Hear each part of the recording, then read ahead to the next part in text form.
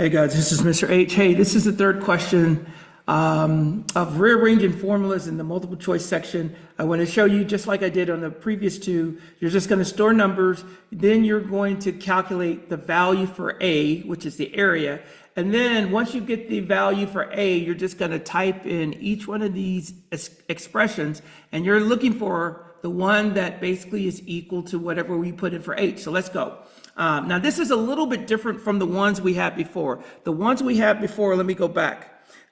They were equations. So we typed them in as equations and we were looking for the one that was true, false. Now this one, they've given us an expression. Now they want it to be equal to H. So if you want to, you could go H equals, H equals, H equals, H equals, and look for the one that gives you the true statement. Or when you just type this in, you're looking for the one that's gonna match whatever we put in here. So let's go. I'm just going to show you, and hopefully this will make sense. So I'm going to put 2 into B1. I'm going to put 3 into B2. I'm going to put 4 into H. And then I'm going to calculate A using the formula. All right, so let's go. So I need the calculator now, so let's go here. I'm going to put 2 into B1. So watch, I'm just going to put, go back. I'm going to put B, store that into B1. So I just put a 1 there. Boom. And then I'm going to store 3 into B2. That's B2. And then I'm going to store 4 into H. Now, when we type in these expressions, we should get 4. And that's going to be our answer. So let's go. Now we got to use this formula right here. This 1/2 B1 plus B2 times H. And we're going to calculate the area. So let's go. So I'm going to come here and I'm going to do stack fraction. It's going to be 1/2, 1 over 2, times B1. So I'm going to go here and I'm going to say B1 plus B2. Notice that all of the letters, the variables are bolded because we've stored numbers in there. And then I'm going to say times H. All right, and then I'm going to press enter, and I got 10. So that's the number that I'm going to store in for A, because that's what we calculated for A, for the area. All right, now that I've done this, I'm just going to go to the expressions, and I'm just going to key these in until I get the number 4, because that's what we're trying to find H. So let's go and let's see what we got here. So I'm going to start with the first one. So this is going to be 2A.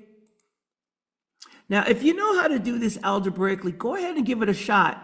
But you should always check your work by doing something like this. This way, if you check your work, you know you got it. All right, so I got 15. That's not what I'm looking for. I'm looking for 4. I'm looking for the value of H, which is 4. So now what do I need to do? Okay, I'm going to go to the second one. I need a stack fraction. So I'm going to go here, and that's going to be 2A minus B1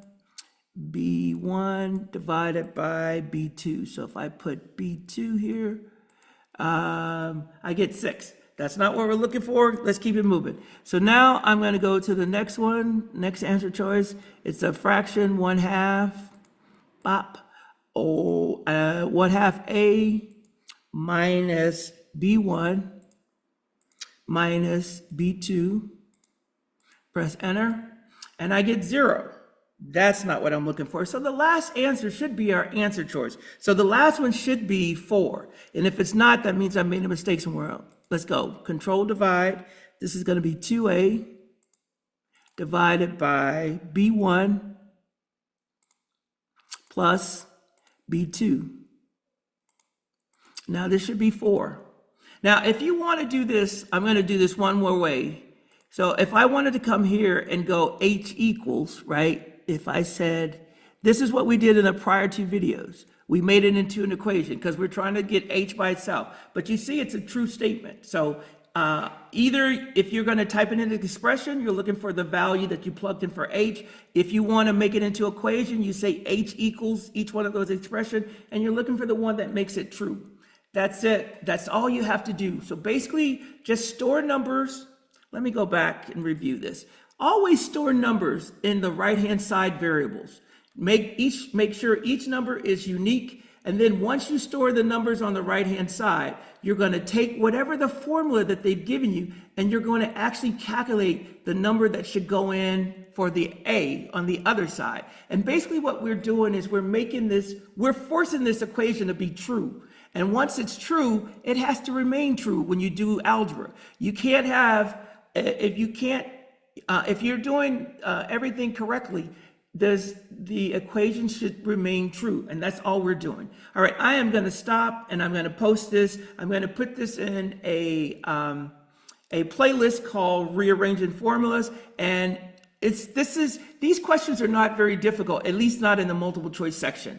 So I'm just trying to give you the best opportunity to score the best that you can. So I'm going to stop and post this.